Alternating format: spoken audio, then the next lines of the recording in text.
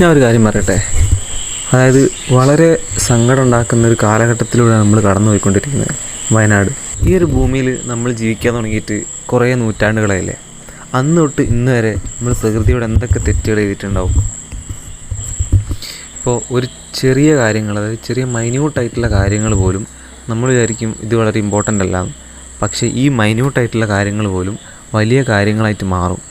നമ്മൾ ഒരു നിലത്തൊരു plastic cover ഇടുന്ന തൊട്ട് അത് കത്തിക്കുന്ന തൊട്ട് അങ്ങനെ എല്ലാ കാര്യങ്ങളും, പലത് നമ്മൾ ചെറുത് എന്ന് വിചാരിക്കുന്ന പല കാര്യങ്ങളും അത് വലിയ കാര്യങ്ങളാണ്.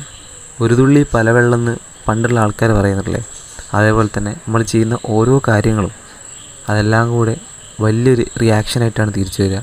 Every action as A reaction. വയനാട്ടിലെ സിറ്റുവേഷൻ നമുക്ക് എല്ലാവർക്കും അറിയാം. അതുകൊണ്ട് തന്നെ ഈ ഒരു വീഡിയോ എത്ര ആൾക്കാർ കാണുമെന്ന് എനിക്കറിയില്ല.